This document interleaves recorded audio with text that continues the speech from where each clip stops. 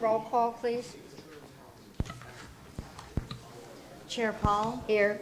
Vice Chair Lewis. Here. Board Member Whitman. Here. Board Member Starkey. Here. Board Member Hatton. Mr. Lemack. Here. Mr. Holste. Here. Mr. Weinthal. Here. Chair, you have a quorum. Thank you very much. All right, the first order of business is the approval of the consent agenda. I would like to pull number 6. Am I correct? We're going to discuss that. 6? Yes, Chair. Is there anybody else that would like to pull anything? Okay, may I have a motion to approve the consent agenda minus number 6? Motion to approve the consent agenda minus number 6. Is there a second? Second. Okay, all those in favor say aye. Aye. Any opposed? That's unanimous. Number 6. Mr. Holst. Good evening, CRA Chair and Board members. I'm Philip Holste, the CRA Director, and tonight I'm going to be making a short presentation prior to your consideration of the proposals for the Altus plat development. Before we discuss the Altus plat, I wanted to provide an overview of the properties that encompass the Altus plat and how they came under the CRA and town control. So originally, the CRA bought this vacant land that was located south of the sports barn and north of the Melman property. A little bit later, the town of Davie purchased a former Chamber of Commerce property at 42nd and Davie Road. Subsequently, following a shooting over at the sports barn, the CRA was able to acquire the sports barn property. And next, just north of the CRA property, JDC Holdings, which is Clearview, they are looking to relocate their business, and we were able to find another location for them on Davie Road. So the CRA was able to purchase the property that's identified here. And then finally, previously we had brought forward the whole project as with Altman as the developer, called the Altus project, that was approved back in October of 2022. Unfortunately, that transaction didn't move forward. So the town proceeded with the purchase of the Davie Professional Building, and basically we have this complete assemblage for greater marketing and promotional opportunities. So just as a reminder, this is the Altus plat that includes all the properties I previously referenced. It was approved by the town council in October of 2022, and Broward County actually just last month, for a total of 286 residential units and 1,750 square feet of commercial space. So just a brief timeline of the Altus plat as a whole. That was approved back in October of 2022 with the site plan as well. When the developer's agreement with Altman was terminated, that's when we proceeded with acquiring the Davie Professional Building when it was assigned to us. On May 18, 2023, we received an unsolicited letter of interest from Paragon for the redevelopment of the Altus plat. And subsequently, in compliance with Florida statutes as well as Town of Davie ordinances and CRA Florida statutes, or Florida statutes related to the CRAs, we did a surplus property notice for the town and CRA property that encompasses the Altus plat from May 26, 2023 to June 27, 2023. This was in the Sun Sentinel and on the town website. Subsequently, we received a second proposal from White Oak, a letter of interest from White Oak on June 27th. And then we had a request for information period because we had information that we wanted to clarify between Paragon and White Oak, and that was approximately 1 week towards the end of July. And then finally today we're bringing back the proposals with our recommendation for the redevelopment of the Altus plat. So I'm going to review each LOI before I jump into the staff recommendation for this project. So Paragon submitted the LOI based upon the plat. They were doing a little less than the residential units that was included in the plat. They are proposing 274 residential units. As you can see, it was allocated between efficiency, 1-bedroom and 2-bedroom units, and they included the commercial component of about 1,450 square feet. Now, getting to their proposal details, their proposed purchase price that would be split to be determined at a later date between the town of Davie and the CRA, since both parties own pieces of this land, would be at $10 million. That was roughly about $36,500 per residential unit to get to that $10 million number. Their proposal included workforce housing, which is basically a form of affordable housing in compliance with the town's inclusionary housing ordinance of 20%. They proposed a development time frame from site plan to closing on this transaction of 13 months. And we did appraisals earlier in July of the properties, so that's how we came up with that land incentive. The appraised value of the entire plat is $18.7 million. So if you subtract that appraised value minus their purchase price of $10 million, that's how we come up with that land incentive of $8.779 million. Now, we had fiscal analysis previously done for the Altman project back in February of 2022, so we utilized those numbers to come up with an approximate taxable value. That's based upon $260,000 per residential unit and $200 per commercial square foot. And for Paragon, it came out to roughly $71.3 million. So next, we're going to review White Oak. They proposed developing the project with the full 286 residential units that were in the plat. However, they did not propose any commercial square footage as part of their development. Instead of having commercial square footage on Davie Road, they were proposing two-story lofts on Davie Road. In terms of their package, they were proposing $11.44 million or $40,000 per residential unit. They agreed to provide the appropriate affordable workforce housing of 20%. They also agreed to construct the 65th Avenue, that's on the west side of the plat, connecting 42nd to 43rd Street. Their time to closing was slightly longer by 1 month, as you see here, 14 months. Again, we have their land incentives.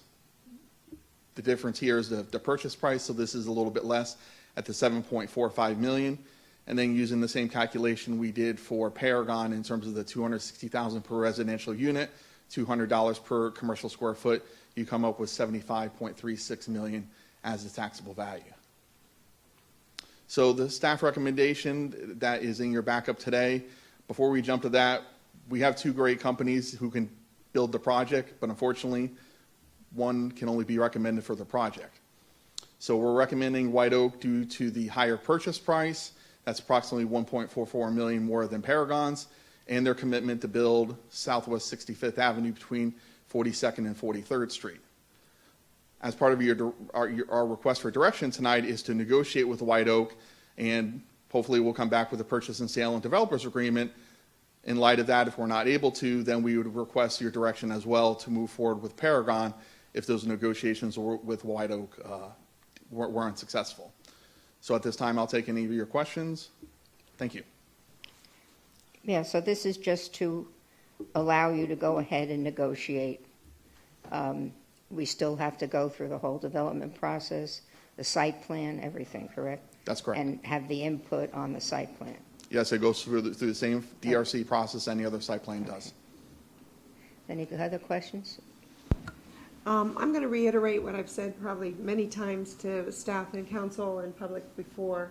One of the things I've always thought we should do, and as a matter of fact, it was cited in Mr. Gonzalez's appraisals on page 51, that, one of our staff policies has always been to look at mixed use, where we always have an addition, not only mixed use, but mixed income. You've achieved the mixed income on these proposals, like we did with Altman.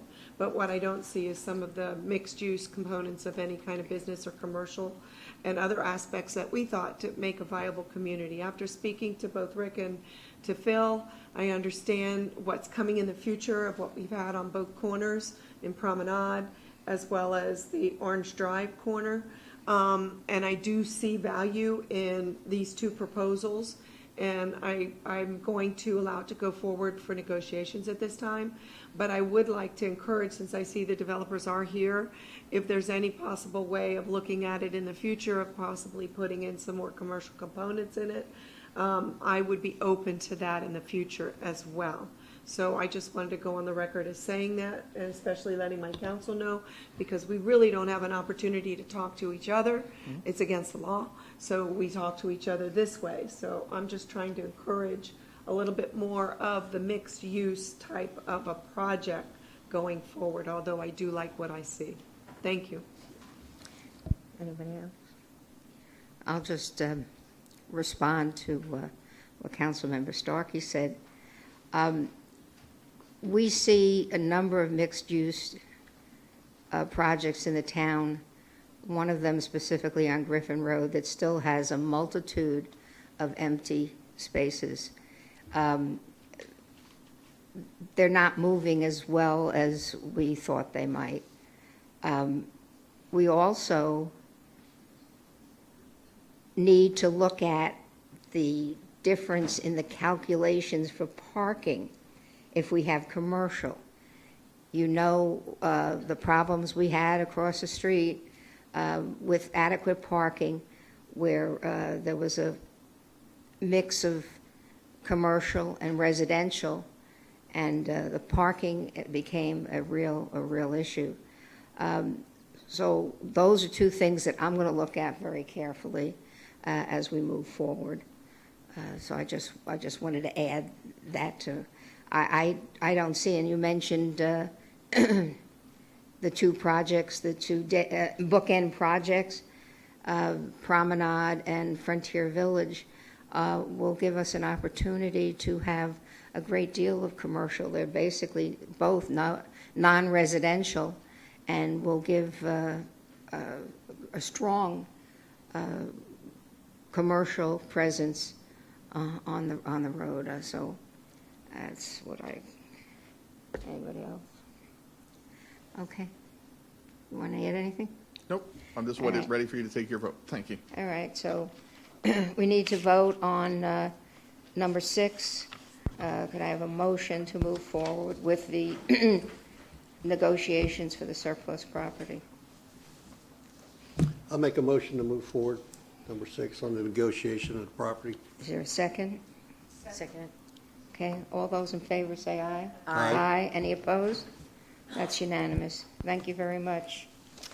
Mayor, can we get a motion to excuse Board Member Hatton? Oh, I forgot to do that, I'm Thank you. sorry. May I have a motion to excuse Councilmember Hatton? So moved. Second. All those in favor say aye. Aye. Any opposed? Let me write that down so I don't forget to do it at the council meeting.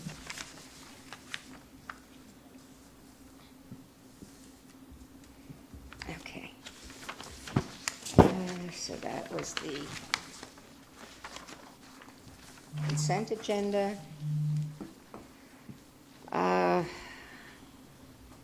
We're looking for a motion to reschedule the first meeting from January 3rd to January 17th in 2024. May I have a motion? To reschedule the CRA board meeting from January 3rd, 2024 to January 17th, 2024. I'll make the motion. Okay, is there a second? Second. Okay. All those in favor say aye. Aye. Any opposed? Okay. You'll find out more about that at the council meeting when we address some holiday breaks. Okay. Anybody have any comments? No? Yeah, I just would like to revisit and speak with, I guess, Phil and Cheryl about the colored lights on Davie Road in terms of how they're synchronized and how long they stay on and so forth and so on. That's the only thing I'd like to do. Mr. Halsey? Nothing tonight, thank you. Mr. Weinthal? Nothing to report. Thank you. If there are no objections, we're adjourned. 14 minutes will be the council meeting.